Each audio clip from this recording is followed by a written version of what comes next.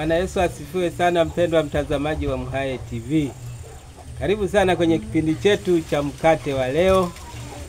Bado tunamwangalia Yesu na namna anavyoziona dhambi. Je, unajua kuziangalia dhambi na kuzitambua? Yesu pekee ndio bingwa wa kuziangalia dhambi ndani yetu na kuzitambua kwamba hizi ni dhambi. Hii ni dhambi au hizi ni dhambi. Tuko Injili ya Mathayo, bado anatuongoza. Leo tunaingia sura ya 11 mstari wa 28 mpaka wa 30. Mathayo 11:28 mpaka 30. Tumwangalie mwinjilisti Mathayo anaandikaje. Anasema, njoni kwangu ninyi nyote msumbukao na wenye kulemewa na mizigo, nami nitawapumzisha. Itieni nira yangu, mjifunze kwangu, kwa kuwa mimi ni mpole na mnyenyekevu wa moyo, nanyi mtapata raha nafsini mwenu. Kwa maana nira yangu ni laini na mzigo wangu ni mwepesi. Amen. Anasema, njoni kwangu ninyi nyote msumbukao na wenye kulemewa na mizigo, nami nitawapumzisha. Itieni nira yangu, mjifunze kwangu, kwa kuwa mimi ni mpole na mnyenyekevu wa moyo, nanyi mtapata raha nafsini mwenu. Kwa maana nira yangu ni laini na mzigo wangu ni mwepesi. Haya, hapa tunaikutaje dhambi? Dhambi hapa ni ipi? Hapa ni wito wa Yesu Kristo kwa watu wote. Yesu anawaita watu wote wamwendee. Watu gani? Wale wenye mizigo. Mizigo gani? Mizigo iliyowalemea, mizigo ya dhambi. Mizigo ya dhambi. Kila mwenye dhambi huo kwake ni mzigo. Sasa Yesu anasema, njoni kwangu ninyi nyote mliolemewa, nami nitawapumzisha. Mimi nitachukua mizigo yenu na kuwapa raha na kuwapa starehe. Kwa hiyo anasema njoni kwangu, ni mwaliko wa kipekee kabisa. Anasema, njoni kwangu ninyi nyote msumbukao na wenye kulemewa na mizigo, nami nitawapumzisha. Dhambi hapa inaonekanaje? Ni kwa wale ambao hawatakwenda kupeleka mizigo yao kwa Yesu. Wote ambao wameshaenda kumpelekea Yesu mizigo yao, dhambi yao imeondolewa, hawana tena huo mzigo. Lakini wote ambao wanakataa kumwendea Yesu awaondolee mizigo inayowasumbua ya dhambi, hao watabaki na dhambi yao, na kwa sababu hiyo mbinguni hawataenda. Sasa kuna jambo muhimu hapa. Anasema, njoni kwangu ninyi nyote mnaosumbuka.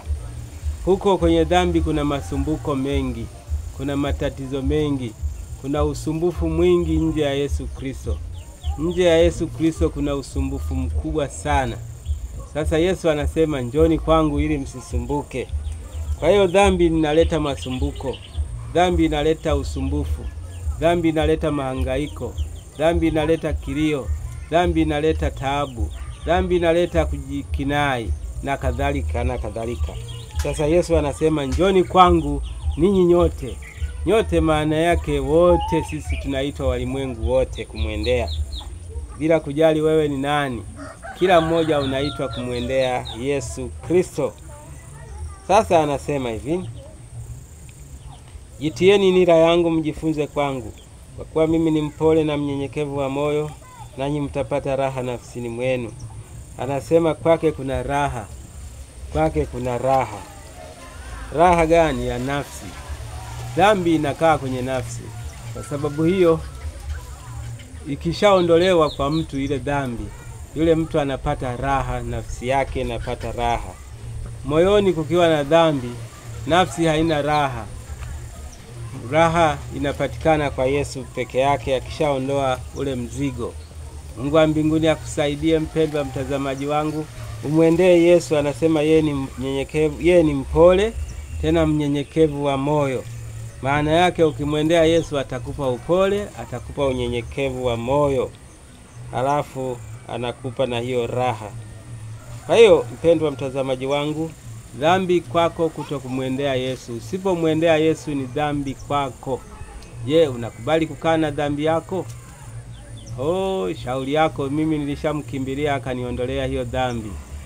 Wewe ambaye ulishamkimbilia, hongera yako. Wewe ambaye bado nafasi ipo, hebu nenda kwa Yesu. Anakuita, anasema njoni kwangu ninyi nyote.